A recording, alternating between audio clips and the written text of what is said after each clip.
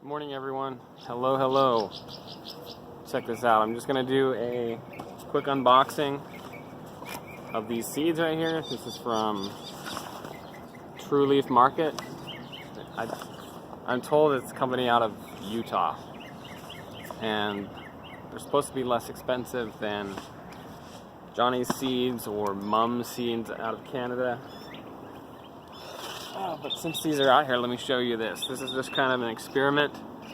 This is popcorn. So it's gone past the edible stage where you can just eat the microgreens. So what I'm forced to do is I'm going to soak this. Most people would just throw this in the garbage. I'm going to soak this. I'm going to separate as many as I want and put them in pots. See if I can actually grow some corn. We shall see. And then this beauty, these are sunflowers. This is just another experiment just to see if it'll actually sprout, and it will. Check it out. So this is just about where you want it when you're going to eat your microgreens. Maybe a little bit taller, actually. If you want to make them taller than this, the trick is don't give them as much sunlight. Put them in the dark for a minute. That way the shoots will elongate and they'll get kind of leggy, I think is the word. You can see, I don't know, you can see on some of those, they're starting to show their true leaf. So, anyways, got my knife here. Let's crack it open.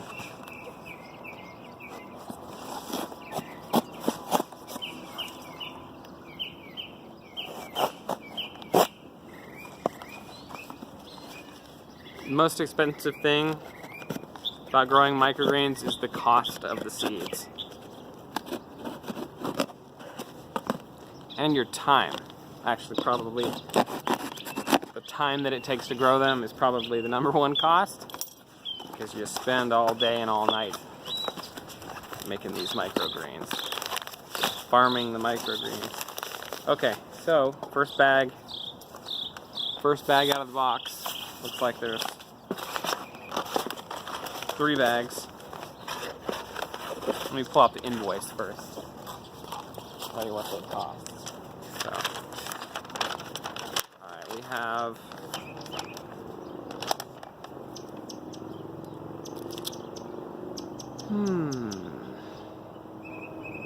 a bunch. We have sweet Danny basil, which is what I wanted. Sweet Danny basil. And then we have cinnamon basil. I don't know what that's all about. Kind of excited. And then we have dark opal basil. And I just have like barcodes. I don't actually have prices. Otherwise I would tell you how much I paid for them. We have the sweet Danny basil. I have 5,000 seeds, which I believe is, yeah, it's that. And believe it or not, sun's coming up. There's 5,000 seeds in there. Who knew, right? I like the packaging though. It's waterproof, so that's nice. You know, would survive a flood. Let's read the botanical names real quick. Okay, so this is sweet Danny basil. It's Ocimum africanum. Ocimum africanum. So that's Latin, and that is the botanical name for sweet Danny basil from Mountain Valley Seed Co. Salt Lake City, Utah. What do you know? Right next door. All right, next bag. The sun just came up. It's like, that must mean it's 6:30, time to get the kids up. Cinnamon. Basil cinnamon, which is Ocimum basilicum. 1 pound. Wonder how many seeds are in there. Ooh, it has the germination rate. 85% germination rate. 0 hard seeds. Germinate.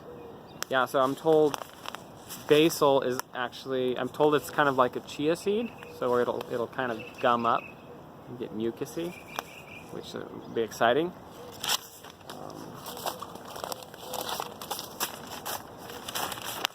Alright, that sun is aggressive. So this is dark opal basil, which is actually a purple, dark opal, like a purple basil.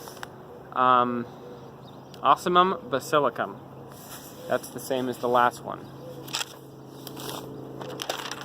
So cool.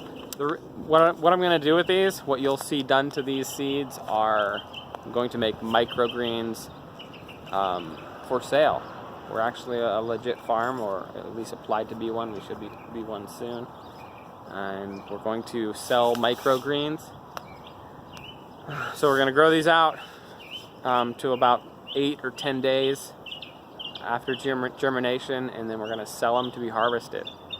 The reason why you would eat a plant at such a young age is because it has anywhere from 4 times to, I'm told, 70 times the amount of nutrient density compared to the adult plant. And it's still like basil, a lot of these herbaceous plants or seeds, they're still going to retain the flavor and the color and the aroma of the adult plant. So, plus we sell a lot of tomatoes, so basil's a no-brainer. All right, guys, thanks for watching, and stay tuned for more. And check out our website at farmfreshlasvegas.org. Have a great day.